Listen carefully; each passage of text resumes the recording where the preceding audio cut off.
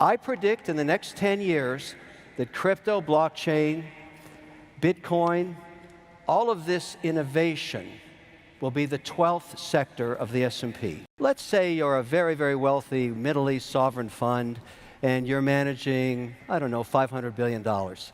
And you don't need any more oil as an investment because you've already got that in the ground. So you go to an indexer like me and say, look, give me the S&P, less energy, less airlines. And that's what indexers do.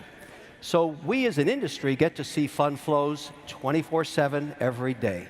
And there are billions of dollars out there waiting for policy, because for all the excitement about Bitcoin, for all the excitement about crypto, for all of the wonderful productivity, these products and blockchain, and everything that's promised that you're going to be hearing about the next 3 days, these massive pools of capital, these trillion-dollar pools, own this much crypto, this much, practically nothing. It's the purvey of high net worth individuals, hedge funds, and retail investors. And that's okay.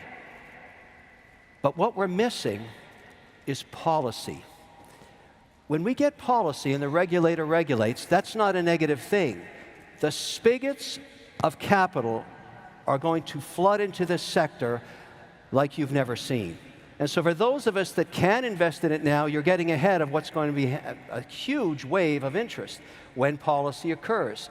I predict in the next 10 years that crypto, blockchain, Bitcoin, all of this innovation will be the 12th sector of the S&P.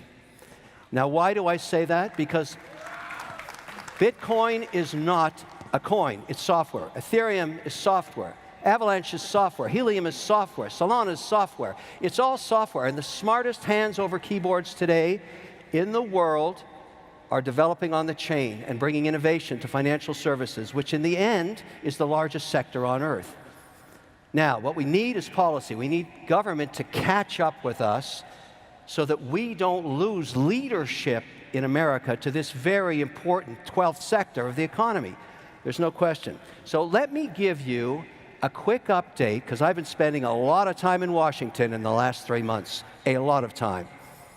And the good news is, on a bipartisan basis, there are many senators and reps that are thinking about this in a proactive way.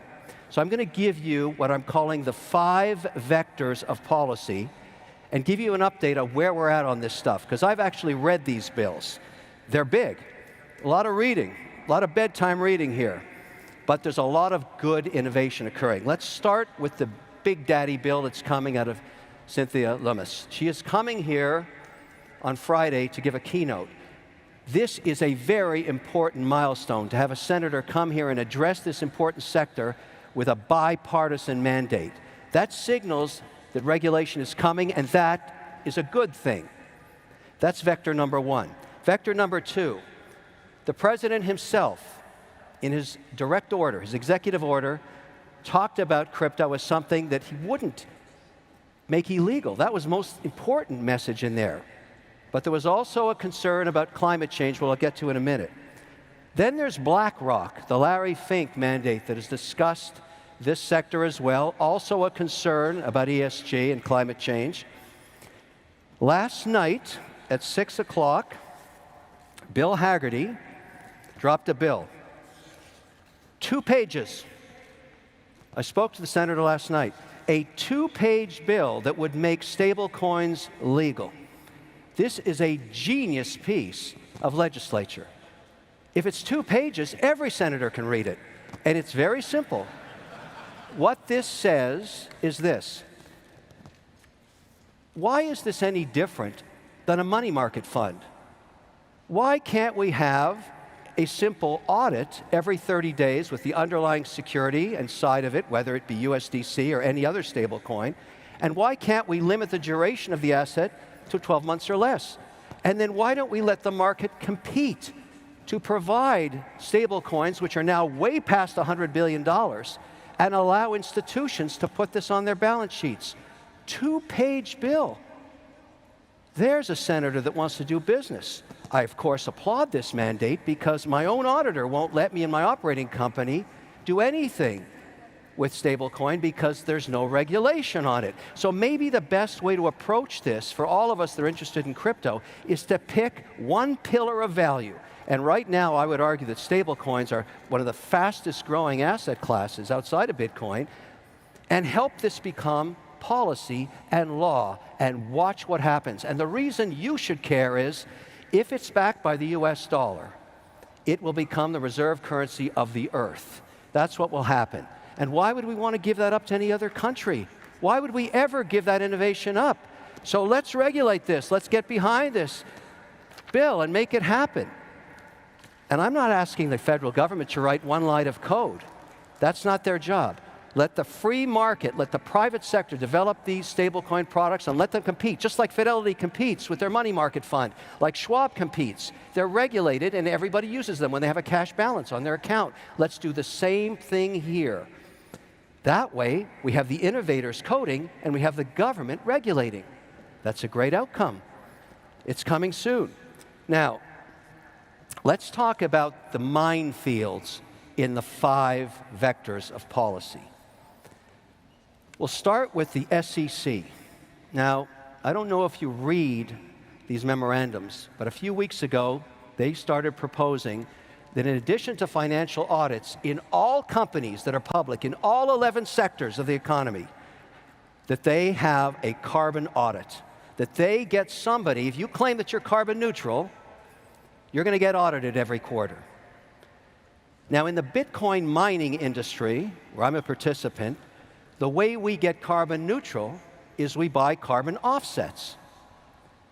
The problem with a carbon offset is the tracking error is so huge that no public auditor will sign off on those statements. You can say you're carbon neutral, but there's nobody going to sign it at the risk of being offside with the SEC. So if the SEC adopts that policy, that's bad for proof of work. And it's bad for Bitcoin mining, because the first pioneers of this in the US were very concerned about being ESG compliant, and they went to that market.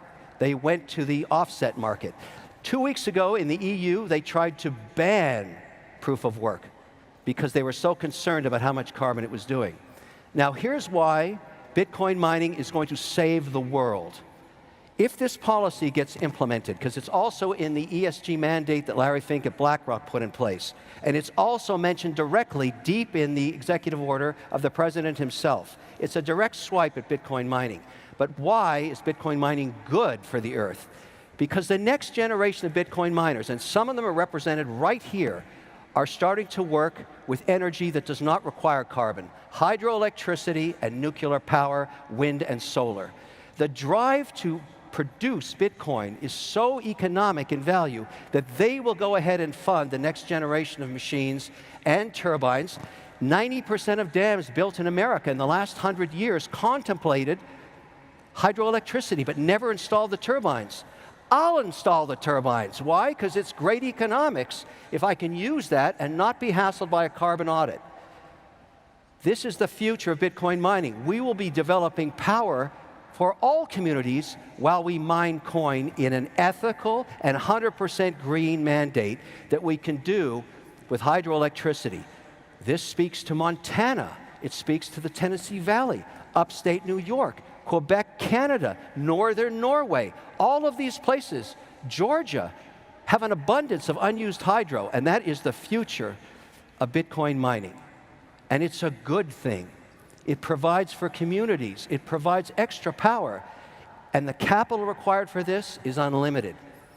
Now, the beautiful strategy here is when we get policy, this is the Loomis bill right here, and there's lots of good news in this thing, when we make Bitcoin an allocation for institutions, which they do not have yet, what I predict will happen, they will put between 50 basis points and 3 basis points or 300 basis points into their portfolios. How much money is that? Trillions of dollars. So if you want to see Bitcoin appreciate in value, if you're an advocate like I am, because it's software and it's a property and maybe it's a currency, you want regulation. You embrace this and you stand back and watch the capital pour into this.